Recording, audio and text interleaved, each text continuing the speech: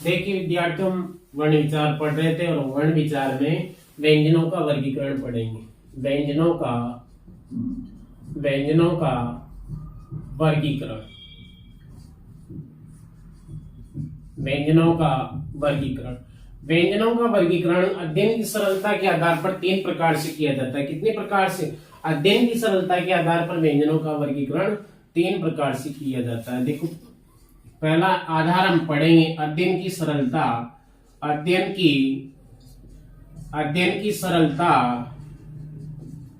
की सरलता के आधार पर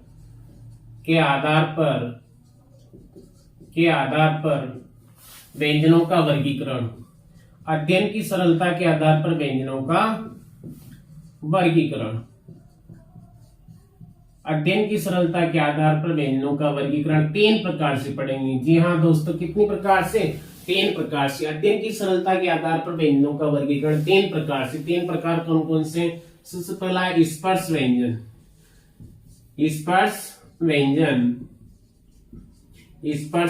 दूसरा है पहला स्पर्श व्यंजन, दूसरा है अंतस्थ व्यंजन। दूसरा है अंतस्थ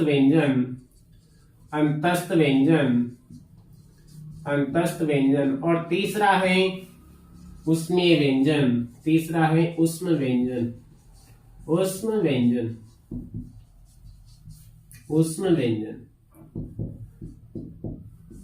देखिए, स्पर्श व्यंजन किसे कहते हैं? स्पर्श व्यंजन वे व्यंजन होते हैं जिनका उच्चारण करते समय जीवा मुख विवर में कहीं न कहीं स्पर्श करती है, कहीं न कहीं वो स्पर्श करती हैं। वे वर्ण जिनका उच्चारण करते समय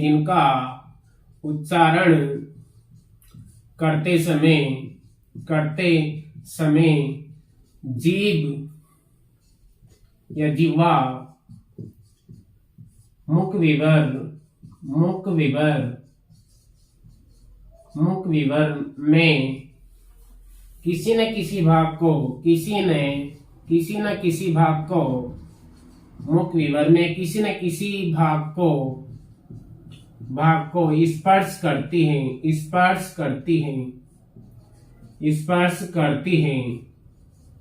उन्हें स्पर्श व्यंजन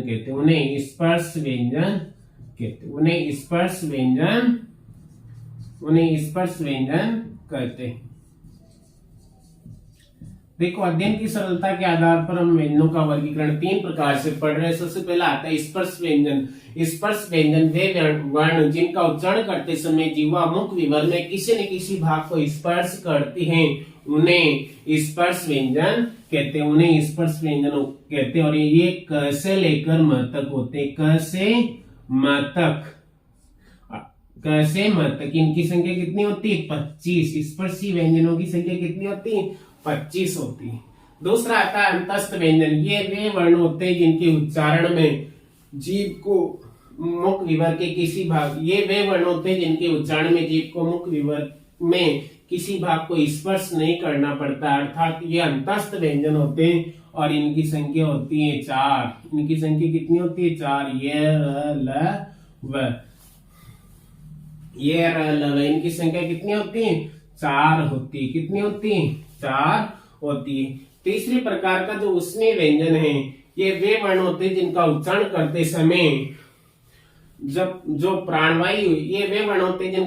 करते समय प्राणवायु मुख विवर में किसी न किसी भाग को स्पर्श करने के कारण गर्म हो जाती है, अर्थात यहाँ पर प्राणवायु क्या हो जाती है? गर्म हो जाती है, उष्ण हो जाती है। उष्ण का मतलब समझिए आप, क्या होता है? गर्म होता है। अर्थात जब इन वर्णों का उच्चारण करते हैं तो मुख विवर में क्या है? वायु गर्म हो जाती है, इसलिए इनको उष्मीय व्यंजन कहते हैं। और यहाँ पर तीनों सकार स और ह, ये 4 इनकी संख्या होती है। ये भी कितने होते हैं?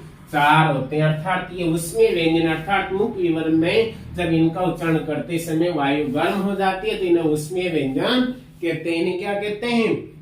उष्मीय व्यंजन कहते हैं। अर्थात जीभ जो है वो घर्षण करती हैं इनकी आवाज में, इनका उच्चारण करने पर जीभ घर्षण करती है और घर्षण करने के कारण इनमें क्या है? वायु गर्म हो जाती है, इसलिए इन्हें उष्मीय व्यंजन कहते हैं।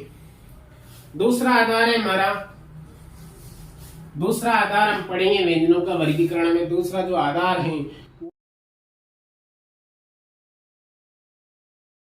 व्यंजनों के वर्गीकरण में दूसरा जो आधार है हमारा घोष या कंपन के आधार पर। घोष या कंपन, जी हाँ, घोष का अर्थ होता है कंपन। घोष या कंपन के आधार पर, कंपन के आधार पर, कंपन के आधार पर व्यंजनों का वर्गीकरण, व्यंजनों का वर्गीकरण। घोष या कंपन के आधार पर व्यंजनों का वर्गीकरण दो आधारों पर किया जाता है। कितने प्रकार से? दो प्रकार से किया जाता है। देखो, घोष, घोष का मतलब जिन वर्णों का उच्चारण करने पर कंपन होता है, अर्थात मुख विवर में गूंज उत्पन्न होती है, गूंज होती है, उन्हें क्या कहेंगे हम? घोष या कंपन व्यंजन। अर्थात ये दो प्रकार के होते हैं। एक तो होता है पहला अघोष, अघोष, और दूसरा होता है सघोष, सघोष। देखो, हमें एक परिभाषा यहाँ पर रटनी नहीं है, शब्द को ही समझना है। व्याकरणिक दृष्टिकोण से हमारे हिंदी व्याकरण में हर शब्द अपनी परिभाषा स्वयं देता है। अगर हम शब्द को समझ ले तो, अन्यथा फिर हम शब्दों को नहीं समझते हैं तो फिर हमें परिभाषाएं रटनी पड़ती। यहाँ पर अ का मतलब क्या होता है? नहीं, उपसर्ग लगा हुआ। देखो यहाँ पर घोष और अघन घोष, और यहाँ पर है सघन घोष।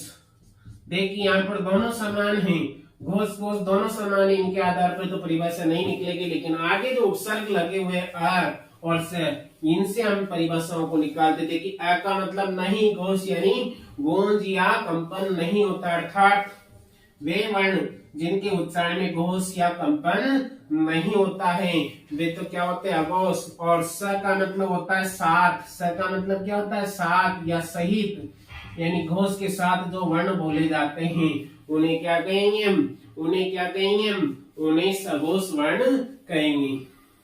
तो अघोष वर्ण में होते हैं, अघोष वर्ण, अघोष वर्ण में होते हैं जिनके उच्चारण में कंपन पैदा नहीं होता है। अघोष वर्ण वे वर्ण, वे वर्ण जिनके उच्चारण में, वे वर्ण जिनके उच्चारण में, उच्चारण में कंपन नहीं होता है। क्या नहीं होता है? कंपन नहीं होता, अर्थात गूंज नहीं होती है। वो कौन से वर्ण होते हैं? वो कौन से वर्ण होते हैं? वो अघोष वर्ण होते हैं। अर्थात वे वर्ण जिनके उच्चारण में कंपन नहीं होता है, वो कौन से वर्ण होते हैं? वह अघोष वर्ण होते हैं। अब अघोष वर्णों में कौन कौन से वर्ण आते हैं? पहला और दूसरा, किसी भी वर्ग का पहला और पांचों वर्गों में से हर वर्ग का पहला और दूसरा, और तीनों सकार, तीनों सकार, तीनों कौन से? सकार, तालव्य से, मूर्धन्य से और दंते से, ये तीनों सकार। अर्थात तीन तो ये होते हैं, और ये पहला हर वर्ग का और हर वर्ग का दूसरा, अर्थात 5 + 5 + 3 बराबर अघोष जो व्यंजन है उनकी संख्या कितनी होती है? 13 होती है। अघोष व्यंजनों की संख्या कितनी होती है? 13। यानी प्रत्येक वर्ग का पहला और दूसरा वर्ण और स तीनों सकार, तालव्य स, मूर्धन्य स और दंत्य से, इस प्रकार से अघोष वर्णों की संख्या कितनी होती है? अघोष वर्णों की संख्या 13 होती है।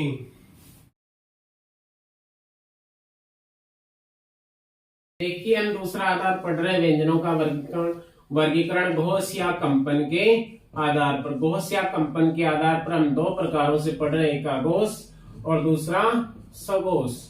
पहला अघोष और दूसरा सघोष। अघोष में हर वर्ग का पहला दूसरा वर्ण, हर वर्ग का यानी प्रत्येक वर्ग का पहला और दूसरा वर्ण, और तीनों सकार, तीनों सकार आते हैं, तालव्य से, मूर्धन्य से और दंत्य से। इस प्रकार से इन वर्णों की संख्या कितनी हो जाती है? 13। प्रत्येक वर्ग का पहला और दूसरा वर्ण, अर्थात पहला वर्ण, पहले प्रत्येक वर्ग का पहला वर्ण अर्थात 5 और 5 10 और 3 13, 5 + 5 + 3 बराबर कितनी संख्या हो जाती है इनकी? 13 हो जाती है। दूसरा होता है सघोष। घोष के आधार पर दूसरा होता है सघोष। सघोष किसे कहेंगे? सघोष वे वर्ण जिनका उच्चारण, वे वर्ण जिनका उच्चारण करते समय कंपन होता है, अर्थात घोष या कंपन होता है या गूंज उत्पन्न होती है। वे वर्ण जिनका उच्चारण करते समय कंपन होता है। ऐसे कौन कौन से देखो, हमने अघोष में पहला और दूसरा लिख दिया। प्रत्येक व्यंजन वर्ग का, प्रत्येक स्पर्श व्यंजन वर्ग का तीसरा, प्रत्येक वर्ग का कौन कौन से, तीसरा, चौथा, पांचवा, प्रत्येक व्यंजन वर्ग का तीसरा, चौथा, पांचवा, प्रत्येक व्यंजन वर्ग का तीसरा, चौथा, पांचवा, और अंतस्थ व्यंजन, क्योंकि उसमें व्यंजन तो हमने यहाँ पर ले लिया अघोष में, तो कौन से बचे हमारे पास, अंतस्थ व्यंजन में ये, र, ल, व, और एक हमारा उसमें व्यंजन है बचा हुआ हकार, और सभी स्वर बराबर कितने हो गए, 31 हो गए। देखो प्रत्येक व्यंजन वर्ग का तीसरा, चौथा, पांचवा वर्ण, हर वर्ग का यानी 5 तो ये हो गए, 5 ही हो गए, तीनों वर्गों के 5, 15 और 4 अंतस्थ व्यंजन और एक उसमें व्यंजन और 11 स्वर। देखिए 5, 15, 15 और 4 19 और 1 20 और 31 वर्ण हमारे क्या है, सघोष है। 31 वर्ण हमारे क्या है, सघोष है। 31 वर्ण हमारे क्या है, सघोष वर्ण है। इस प्रकार से सघोष वर्णों की संख्या पूछी जाए तो 31 और अघोष वर्णों की संख्या पूछी जाए तो कितनी हो जाएगी, 13। अर्थात व्यंजन वर्ग में देखा जाए तो अघोष आगे वाले दो तो अघोष होते हैं, पहला और दूसरा, और बाद वाले सारे क्या होते हैं, सघोष होते हैं, तीसरा, चौथा, पांचवा। उसमें व्यंजन में तीनों सकार तीनों सकार के अघोष होते हैं, और उसमें व्यंजन है सघोष होता है, और अंतस्थ व्यंजन में क्या होते हैं, और सभी स्वर क्या होते हैं, सघोष होते हैं।